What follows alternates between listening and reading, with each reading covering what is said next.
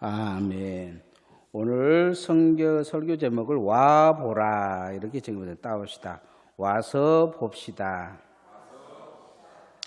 9살 된 고모가 돛을 간 넘은 어린아이 조카를 등에다 업고 이 마루 위에서 뛰놀고 있었어요. 근데 갑자기 아이를 놓쳐버린 거예요.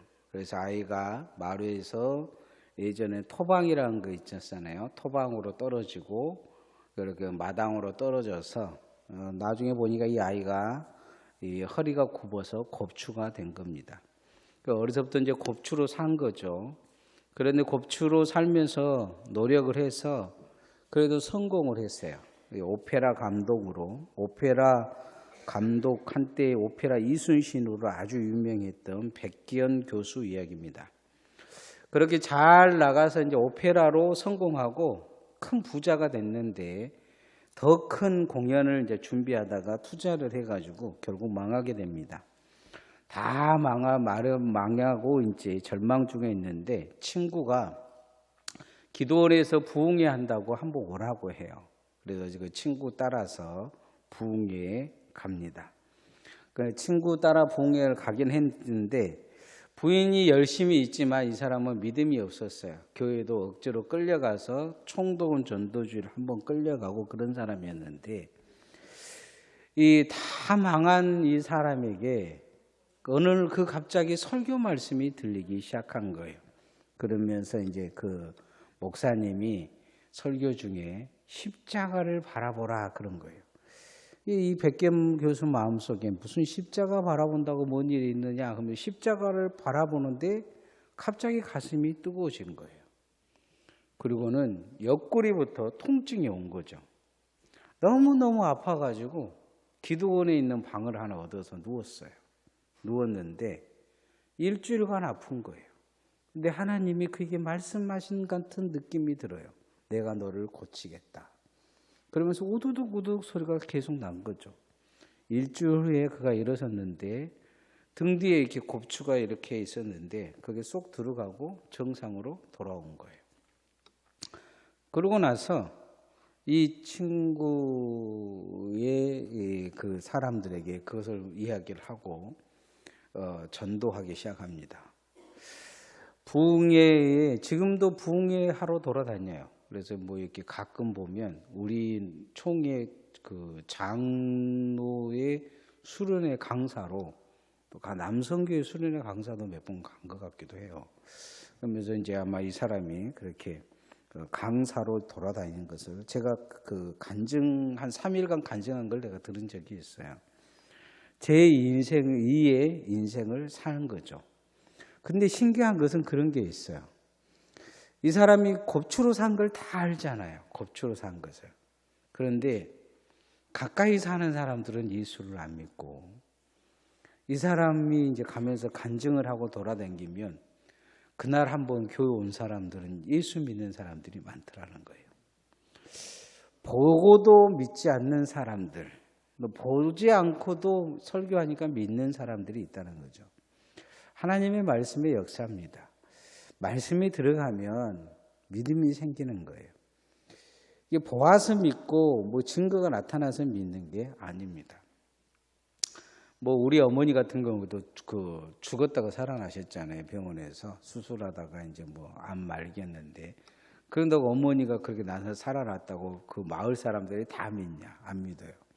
근데 누구는 믿냐? 어머니 형제들은 다 믿어요. 또 그런 것처럼 와 보라 그래도 오지 않는 사람도 있어요. 장벽이 있는 거죠. 기적을 본다고 다 믿는 게 아니에요.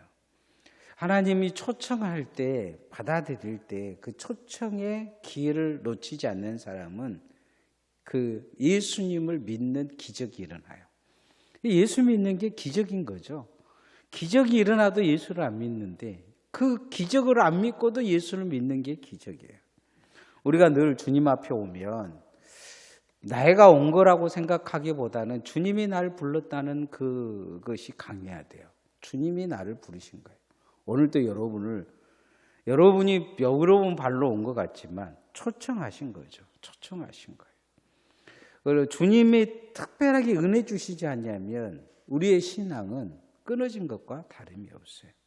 어머니 뱃속에서 살던 그 아이가 태가 끊어지며 죽는 것처럼 우리는 아직도 그 하나님의 은혜의 뱃속 안에 있는 것과 다름이 없어요. 주님의 은혜가 끊어지면 죽는 거예요. 늘 주님이 불러주셨다는 생각을 가져야 돼요. 그래서 주님이 불러주시면 만남의 기회를 놓치지 말아야 합니다. 따라합시다. 만남의 기회를 놓치지 맙시다. 한때 일단 한번 와보시라니까요 하고 유행시킨 코미디언이 있어요. 누구냐면 이주일 씨예요.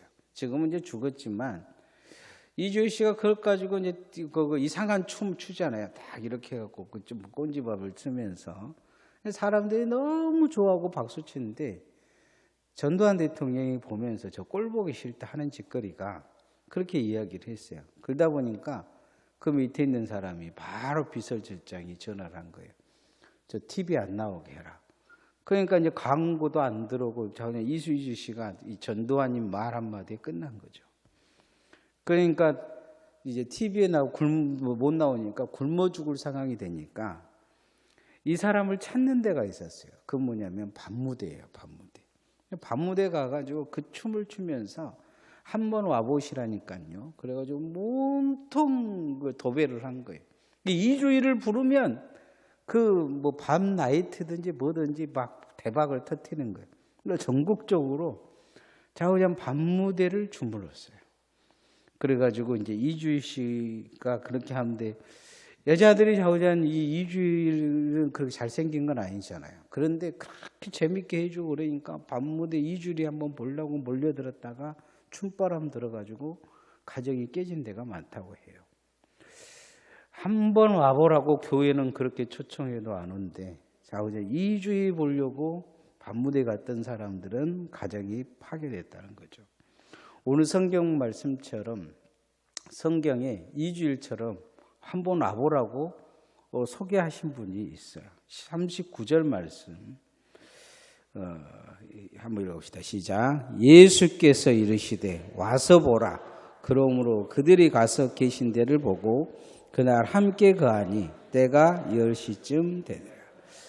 요한의 그 예수님이 지나간 걸 보고 그런 이야기를 해요. 보라, 세상 죄를 지고 가는 하나님의 어린 양이로다. 요한이 계속 메시아를 기다렸는데 요한이 지금 메시아가 지나간다는 이야기를 해요. 그리고 요한의 제자 일부가 떨어져 나와서 예수님께 물어요. 어디 머무십니까? 어디 주무십니까? 이렇게 물어요. 우리가 당신에게 머무른 거 한번 가보고 싶습니다. 그러니까 예수님이 와서 하시는 말씀이 와서 보라 이야기합니다. 따라오라는 거죠. 따라오라. 와서 보라 간단한 이 말이지만 주님의 이 초청을 받아들이는 사람들의 인생을 바뀝니다. 미래가 바뀌어요. 만남의 기회가 주어진 거죠. 요한에 많은 제자들이 있었어요. 요한에 많은 제자들이 있었는데 그 제자들 중에서 특별히 이 요한을 따르기보다 하나님의 말씀에 집중한 사람들이 있었어요. 요한은 자기 뒤에 누군가가 올 거라고 계속 이야기를 했어요. 메시아가. 그런데 요한을 따르는 그 아주 이 핵심 멤버들은 요한이 메시아라는 생각을 가지고 있었어요. 그런데 메시아를 진짜 기다리는 이 제자들, 예수님이 세상 죄를 지고 가는 하나님의 어린 양이라는 말을 듣고 따라 나서요. 그리고 예수님을 붙들기 시작하죠. 사도 바울은 그런 이야기를 합니다. 지금이 은혜 받을 만한 때요, 구원의 날이다 이야기를 합니다. 세상에 많은 사람들은 종교를 보면서 그 종교 안에 교회가 어떤 교회인가, 누가 설교를 하는가, 설교 내용이 뭔가 이런 거에 집중을 해요. 요한의 제자들과 같죠. 진짜 하나님을 만나지 못한 거예요. 예수님을 만나지 못한 것입니다. 근데 예수님의 제자 일부는 진짜 예수를 만나기 위해 그들을 붙듭니다. 이게 이제 중요합니다. 은혜는 주님 만나야 주어진 줄 믿습니다. 은혜를 만나려면 말씀이 생명되게 들어야 합니다. 내가 주님 만나러 왔다는 이거에 대해 기억을 해야 돼요. 그래서 주님을 만나려고 애를 써야 합니다. 말씀 속에 만나고 기도 속에 만나고 찬양 속에 만나려고 애를 써야 돼요. 주님이 주신 은혜가 여러분에게 잘 전달되어지기를 소원합니다. 그러기 위해서는 놓치지 말아야 돼요. 놓치지 말고 따라가야 합니다. 따라합시다. 놓치지 말고 따라갑시다. 영국 동북부 샌더랜드라는 곳에서 마라톤이 개최가 됐습니다. 그래서 1등이 너무 잘한 거예요. 1등이 쭉 들고 가고 2등은 이제 그런 생각을 했어요. 저러고 뛰다가는 중간에 못 뛴다. 천천히 뛴 거죠. 2등이 천천히 뛰니까 3등도 이제 그 마라톤을 잘하는 사람들의 페이스에 맞춰서 천천히 뛴 거예요. 1등은 이제 제 길을 갔는데 2등이 가다가 길을 잃어버렸어요. 그래서 아무 길이나 가버린 거예요. 그러고는 이제 나중에 좀 제 페이스로 돌아와서 길을 간 거죠. 그 다음 사람들 다 2등을 따라간 거예요. 5천 명이 따라갔어요. 마지막 꼴등까지 그 길을 던 게 2등이 만들어 놓은 길이 된 거예요. 그럼 결국 1등만 늦게 들어왔는데 이제 2등이 1등을 추월을 한 거죠. 그리고 3등도 추월하고 이 사람은 한 중간 정도 이제 들어왔어요. 그런데 누가 1등 났냐? 이 사람 제대로 간 사람만 1등 나고 1등이고 2등이고 3등이고 5천 명은 다 실격당했어요. 이유는 제 길을 안 가고 잠깐 돌아간 거예요. 그 돌아간 게 좀 길게 갔으면 괜찮은데 그 길이 좀 짧아가지고 몇백 미터가 부족한 거예요.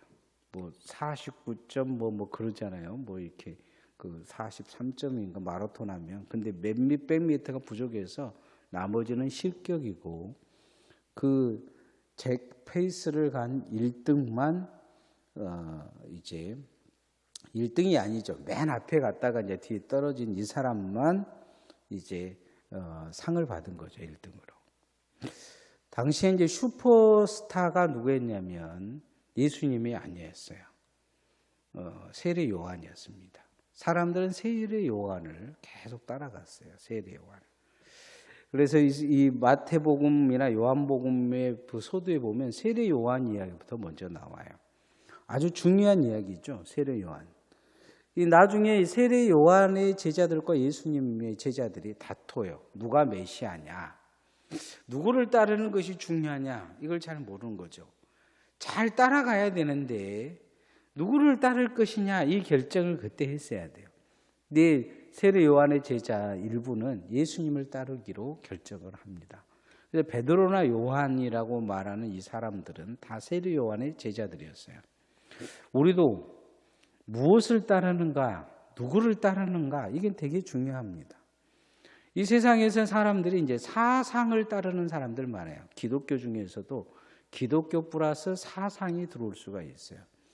한국 교회는 되게 정치적이라고 하잖아요. 이건 사상에 들어와 있는 거죠. 정말 예수를 따르는 게 아니에요. 사상에 물든 예수죠. 그래서 예전에도 이제 그런 신학이 있었어요. 지금의 정강원 목사가 정치색을 가지고 있지만 한때는 이제 민중신학이라고 있었어요. 민중신학. 그래서 그 민중신학에 빠진 그 목사들, 문익환 목사님이나 이런 분들은 그 민중신학자들이거든요. 막 지금 그분들의 삶에 대해서는 욕할 수가 없어요. 그러나 함석헌 목사님이나 이런 문익환 목사님들의 신앙은 문제가 있어요. 되게 문제가 있는 신앙이에요. 왜냐하면 그건 색깔을 가지고 있었기 때문이죠. 누구를 따르느냐 되게 중요하죠. 이들이 원하는 것은 정치적인 예수죠. 정치적인 예수. 우리가 원하는 예수는 어떤 예수냐. 이게 되게 중요합니다. 누구를 따르느냐에 따라서 그 신앙의 색깔이 달라집니다. 오늘 이 갈릴리에서 이제 예수님께서 나가시려다가 빌립을 만나는데 빌립에게 그런 이야기를 합니다. 1장 43절 말씀 읽읍시다. 시작. 이튿날 예수께서 갈릴리로 나가려 하시다가 빌립을 만나 이르시되 나를 따르라 하시니. 따라합시다. 나를 따르라. 주님이 그러셨어요. 주님 예수를 따르라는 거예요. 예수를. 이 예수를 따라야 되는데 요즘의 세상에 보면 예수 대신 예수 믿는 슈퍼스타를 따르는 거죠. 예수 믿는 슈퍼스타. 그래서 여러분도 교회를 보면 막 그런 게 어느 목사님이 있는 교회, 이런 식의 이제 평생 그건 좋은 것이 수도 있어요. 어찌 보면 그 어떤 그 정직하고 선한 어떤 그 목자를 따르는 것은 정말 중요합니다. 그러나 슈퍼스타를 따르는 것은 문제가 있어요. 슈퍼스타. 세상에 만든 슈퍼스타. 정말 예수를 따르는 삶, 예수를 따르는 그 언어, 예수를 따르는 그 은혜, 이게 우리 안에 있어야 되는데 그거보다는 슈퍼스타를 따르다 보면 그게 없는 거죠. 뭐와 똑같으냐면 아이들을 따라가는 그 청소년들 있잖아요. 청소년들. 그 청소년들과 하나도 다를 바가 없어요. 그래서 무슨 찬양을 한다고 막 그 젊은 애들도 보면 뭐 어떤 찬양단이 좋다고 계속 서울 버스 타고 왔다 갔다 하는 애들이 있어요. 왔다 갔다. 저는 그게 별로 그렇게 좋게 생각하지 않아요. 왜냐하면 내 삶에서 그렇다 보면 내 삶의 삶 자체가 잘 안 되는 거예요. 정말 중요한 건 성경에서 가르친 것은 슈퍼스타를 따르라고 얘기하고 있질 않아요. 내 삶에서 예수님 잘 따라가는 거예요. 내 삶에서. 내가 하나님의 말씀을 믿고 기도하며 또 하나님의 말씀 따라 살려고 노력을 하고 주님의 뜻을 내 안에서 이루려고 하고 그게 되게 중요합니다. 빌립에게 지금 이야기하신 것은 빌립이 여러 가지 생각을 많이 가지고 있는데 주님은 나를 따르라고 하는 것은 과거의 것을 다 버리라는 거예요. 그래서 빌립에게 예수님이 말씀하신 거죠. 우리도 정말 주님 잘 따라갈 수 있기를 소원합니다. 사단은 어떻게든지 그 손을 끊으려고 하고 있어요. 이 땅에서 우리가 사단의 속삭임에 흔들리지 말고 주님 손을 붙들어야 돼요. 주님 손을. 빌립이 자신의 모든 걸 내려놓고 주님을 잘 붙들고 끝까지 갔던 것처럼 우리도 그렇게 해야 될 것입니다. 마지막에 우리가 중요한 게 있어요. 편견을 내려놔야 돼요. 우리가 가지고 있는 내 믿음의 편견을 자꾸 세상의 관점에서보다는 주님의 관점에서 생각해야 합니다. 따라합시다. 편견을 내려놓읍시다. 와보라 하는 그 말에 세상 사람들은 우리가 이게 교회 한번 와보라 그러면 많은 생각을 해요. 제가 이제 어떤 그 예전에 예수 믿으신 분을 교회 한번 데려오려고 자우자 만나면 뭐 맛있는 거 주고 그러면 또 나한테 맛있는 거 가져오고 뭐 그러긴 하는데 교회에 다시 한번 와봐라 그래도 그 예전에 교회에 다녔던 편견 그게 깨지지가 않으니까 교회 안에 발을 못 들여놓은 거예요. 오랫동안 편견과 오해로 형성된 사람들, 이 사람들이 생각하는 것이 되게 문제가 있어요. 예수님의 제자들 중에서도 그런 편견이 있는 제자들이 있었어요. 그래서 예수님이 특별히 이제 그 막달라 마리아 같은 경우에도 막달라 마리아가 예수님께 잘하니까 아마 예수님도 좀 이렇게 그렇게 여러 모습으로 막달라 마리아를 칭찬하신 모습이 있어요.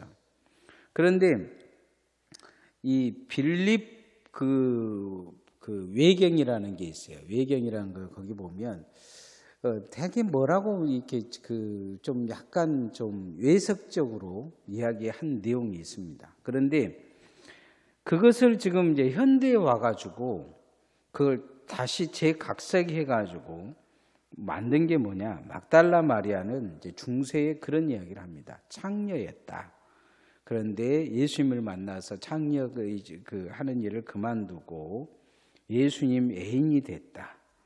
그리고 이제 그것을 다시 베스트셀러로 만든 현대의 소설이 있어요. 그게 뭐냐면 다빈치 코드입니다. 영화로 만들어져 있어요. 영화로 만들어져 가지고 한참 또 이놈 가지고 뭐 이제 그 미스터리 영화가 이제 만들어졌는데 이놈 가지고 또 이제 좀 시끄러웠죠. 그리고 이제 이 유대교에서 제가 이제 코로나 전에 신문에서 본 것 같아요. 유대 예루살렘을 이렇게 발굴하다가 항아리를 이렇게 발견을 했는데 거기에 예수라는 낱말이 쓰여진 거예요. 그리고 그의 가족, 옆에 가족이야 막달라. 그리고 이제 이 다빈치 코드에 보면 예수님과 막달라 마리아에게서 자녀들이 많이 있다는데 뭐 그 자녀들의 이름이 있어요. 쭉 이렇게 적혀져 있는 항아리가 발견된 거예요. 여러분 어떻게 생각하세요? 그런데 이것은 가공된 가짜 항아리예요. 거기에 유대 고고학자들이 가미가 된 거죠. 그래서 나중에 가짜라고 발견이 됐어요. 근데 왜 이렇게까지 할까요? 왜 이렇게까지? 우리가 예수님을 만났을지라도 부인하게 만들려고 하고 예수님을 만나지 못하게 하려고는 사단의 계획이 있는 거예요. 세상은 어떻게든 예수 못 믿게 해요. 어떻게든지. 찾아내요. 막. 제가 여러분한테 막 이런저런 이야기를 하면 막 흔들려 버릴 사람도 많아요. 막 이렇게 모세의 10계명보다도 더 일찍 된 18계명이 이집트에 있었다. 실제적으로 보면 그런 게 나와요. 이집트에 보면 18계명이 있는데 그게 10계명과 똑같아요. 좀 더 늘려진 거죠. 이게 뭐가 먼저냐? 막 그런 거예요. 근데 이제 막 이런 걸 따지다 보면 복잡해져요. 근데 이 18계명은 우리 계산으로 보면 이제 합세수트라는 저는 이제 그 모세가 태어났을 때 그 어머니는 그 합세수트 공주다.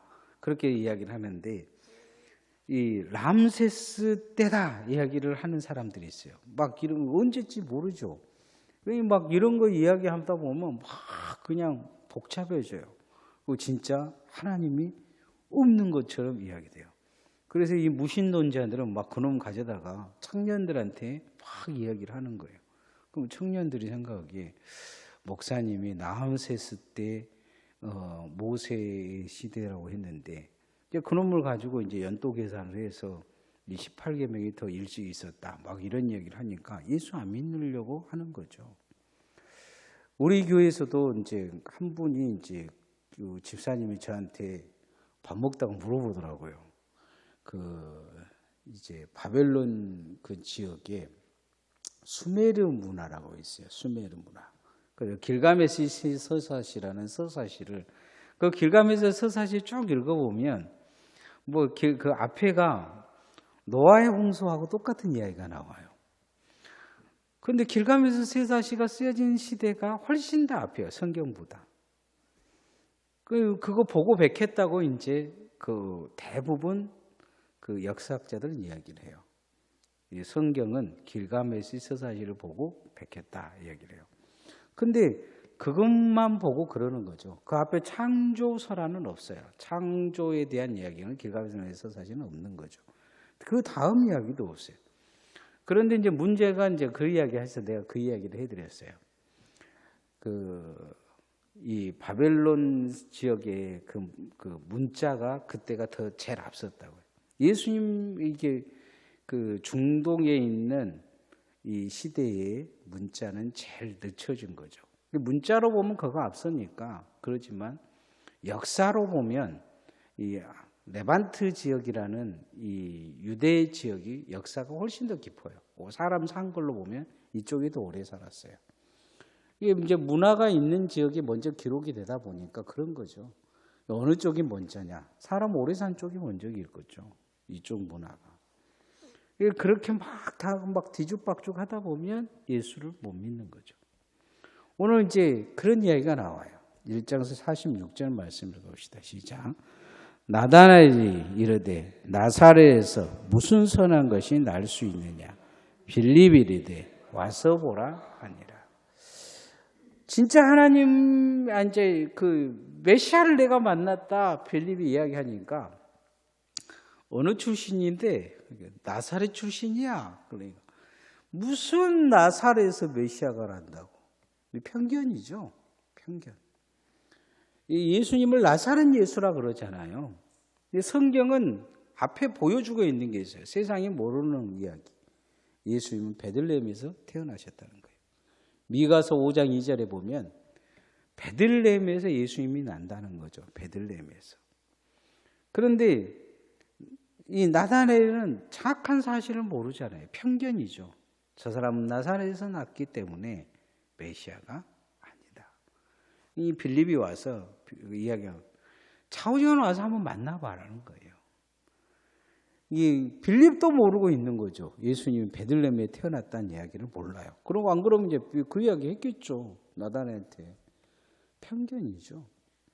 세상은 우리에게 있어서 뭔가를 씌우려고 해요. 편견을 갖게 만들어요. 뭐 역사, 증거 막 이런 것 지지고 따지고 보다 보면 하나님 믿기가 되게 힘든 시대가 점점 다가오고 있어요. 그래서 교회 다니는 신학자들도 유튜브에 나와가지고 막 이런 이야기를 해요. 지금 제가 하는 이야기는 좀 유튜브에 떠돌아다니는 이야기예요. 무신론자들이 하나님이 없고 성경은 가짜다고 이야기하는 이야기예요. 편견이죠. 왜냐하면 반증하는 다른 이야기가 존재해요. 그거보다도 꼭 그것을 그렇게까지 그렇다 그 하나 가지고 하나님이 없다고 말할 수 있다는 것보다 우리는 그것 말고 그것도 뒤집어 엎을 수 있는 증거를 가지고 있지만 그보다도 더 많은 하나님이 계시도 가는 증거와 내 안에 은혜가 존재하는 거예요. 내가 하나님을 만난 증거가 있다는 거죠. 우리에게 있어서는 이게 중요해요. 나다나엘에게 빌립이 와서 와보라 이야기하는 것은 네가 예수님 만나보고 결정하라는 거죠. 우리도 세상 편견을 바라보기보다 예수를 바라보아야 될 줄 믿습니다. 예수님의 말씀에 붙들려야 합니다. 우리는 이제 뭐 신학교에서도 이야기하지만 성경이 뭐 이렇게 안 맞는 부분들도 있어요. 이쪽 언어하고 이쪽 언어하고 시대상으로 충돌한 부분들이 있어요. 그걸 일일이 따지면 누가 하나님 믿겠어요? 그런데 중요한 것은 그래도 하나님은 살아계시다고 우리는 인정하는 거죠.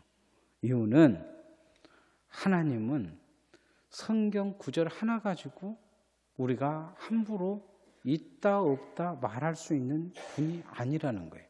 그리고 우리에게 지금까지 주신 은혜와 우리에게 나타나신 그 하나님의 역사가 우리는 가짜라고 말할 수가 없어요.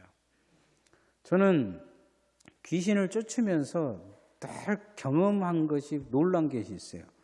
야, 진짜 귀신들은 하나님 잘 믿는다. 진짜 귀신들은 예수님 잘 믿는다.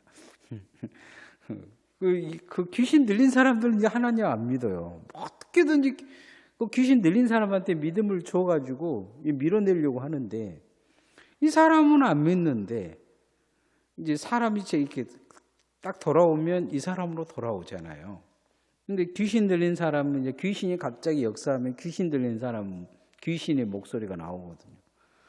귀신의 목소리를 하는 이 귀신은 진짜 하나님 잘 믿는데 예수님 이야기하고 성경에 벌벌 떠는데 다시 이제 원위치로 돌아오잖아요. 신앙 고백하라고도 안 따라하고 하나님 믿는다고 아멘 하라도 제대로 아멘도 제대로 못해요. 그게 사람인 것 같아요. 사람.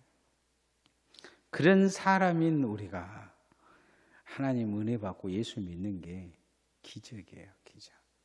그래서 늘 주님 앞에 와야 우리가 만남의 기회가 있고 주님 잘 따라갈 수 있고 또 은혜에 놓치지 않을 줄 믿습니다.